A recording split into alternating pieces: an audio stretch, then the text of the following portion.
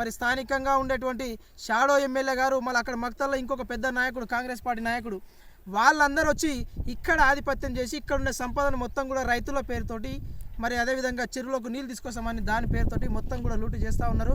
Bahujan Samaj party తీవ్రంగా ఖండిస్తూ ఉన్నది.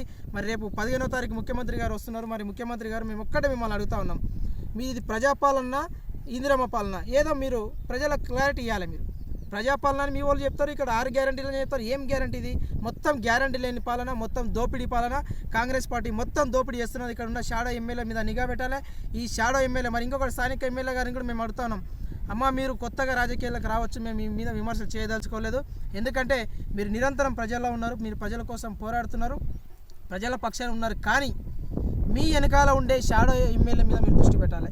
మీ వెనకాల ఉన్నటువంటి దుష్ట శక్తుల మీద మీరు దృష్టి పెట్టాలని మేము అడుగుతూ ఉన్నాం. ఇది గనక మీరు తక్షణమే వాళ్ళ మీద దృష్టి పెట్టి ఈ మాఫియాని అరికట్టకపోతే మరి మేము పెద్ద ఎత్తున ఆందోళన కార్యక్రమాలు చేస్తాం. మరి అదేవిధంగా జిల్లా కలెక్టర్ కార్యాలయాన్ని ముట్టడిస్తామని చెప్పేసి బహుజన్ సమాజ్ పార్టీ తరఫున మేము డిమాండ్ చేస్తూ ఉన్నాం. మరి అదేవిధంగా చివరిగా ఇంకొక మాట, మరి గతంలో టీఆర్ఎస్ పార్టీ ఇక్కడ ఉండే స్థానిక ఎమ్మెల్యే మరి అధికార పార్టీలో అప్పుడు ఉన్నప్పుడు వాళ్ళని ఏ విధంగా అయితే తరిమి కొట్టినరో మరి వాళ్ళందరూ కూడా ఇసుక మాఫీ చేసిండ్రు, మట్టి మాఫీ చేసిండ్రు, మొత్తం దోపిడీ చేసినందుకే నారాయణపేట ప్రజలు తిప్పికొట్టిండ్రు.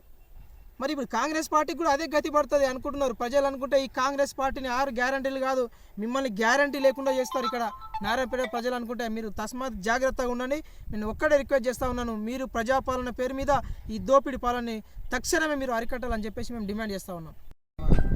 మనం ఈరోజు నారాయణపేట జిల్లా ధన్వాడ మండల కేంద్రంలోని పెద్ద చెరువు దగ్గర మనం ఉన్నాం. ఇక్కడ మరి గత 10 రోజుల నుంచి చూస్తున్నాం. మరి నారాయణపేట ప్రజలను అందరు నేను ఒక్కటే విజ్ఞప్తి చేస్తూ ఉన్నా, ప్రజలారా కాంగ్రెస్ పార్టీ 6 గ్యారంటీలు అని చెప్పేసి ప్రజలకు చెప్పేసి ఈరోజు 7వ గ్యారంటీకి తెరదీసింది కాంగ్రెస్ పార్టీ. 7వ గ్యారంటీ ఏంటంటే ఈ జిల్లాలో ఉన్నటువంటి ఇసుక కావచ్చు, ఒండు మట్టి కావచ్చు, ఎర్రమట్టి కావచ్చు, మొత్తం కూడా లూటు చేయాలి.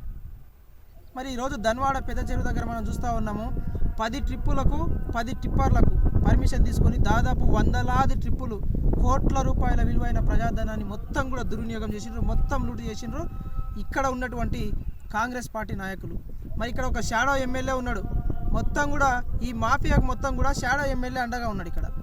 మరి మేము అడుగుతున్నాం కాంగ్రెస్ పార్టీ, మరి ముఖ్యమంత్రి రేవంత్ రెడ్డి గారిని కూడా మేము అడుగుతూ ఉన్నాం, అయ్యా మీరు ప్రజాపాలన అని చెప్పేసి పరిపాలన చేస్తూ ఉన్నారు. ఇందిరమ్మ పాలన అని ఒకసారి అంటారు, ప్రజాపాలన ఒకసారి అంటారు. మరి ప్రజాపాలన ఇందిరమ్మ పాలన అంటే ఇసుక దోచుకోవడమా, మరి ఎర్రమట్టి దోచుకోవడమా, ఒండ్రు మట్టి దోచుకోవడమా? అంటే బడా నాయకులు మొత్తం కూడా షాడో ఎమ్మెల్యేలుగా పెట్టి ప్రభుత్వ సంపదను మొత్తం దోచుకోవడమే ప్రజాపాలన? మరి ముఖ్యమంత్రి గారు కూడా సమాధానం చెప్పాల్సిన అవసరం ఉంది. మరి అదేవిధంగా అధికారులను కూడా మేము అడుగుతూ ఉన్నాం బహుజన్ సమాజ్ పార్టీ తరఫున, ఇక్కడ ఉన్నటువంటి రెవెన్యూ అధికారులకు కనీసం సోయలేదు, ఇరిగేషన్ అధికారులకు సోయలేదు. మరి ఎవరు దీని మీద పర్యవేక్షణ చేస్తారంటే ఎవ్వరు కూడా సమాధానం చెప్పే పరిస్థితి ఇక్కడ లేదు. మరి స్థానిక ఆర్డీఓ గారిని కూడా మేము అడిగినాం, ఇక్కడనే స్పాట్లో నేను ఫోన్ చేసిన. వాళ్ళు ఏమంటారంటే ఇరిగేషన్ వాళ్ళకి మేము అనుమతులు ఇచ్చినామంటారు, తహసీల్దార్ గారు ఏమంటారు వాళ్ళ మీద వీళ్ళు చెప్తారు, వీళ్ళ మీద వాళ్ళు చెప్తారు అని చెప్తారు. వాళ్ళు అక్కడ కుర్చీలో కూర్చుంటాడు. ఇక్కడ రోజుకు 300 ట్రిప్పులు ఇక్కడ నల్లమట్టి తరలిపోతుంటే ఇప్పటి వరకు ఒక కేసు నమోదు కాలేదు, ఒక పర్యవేక్షణ లేదు, ఒక తనిఖీ లేదంటే నిజంగా ఎంత దుర్మార్గమైన పరిపాలన ఉన్నది కాంగ్రెస్ పార్టీ ఈ నారాయణపేటలో.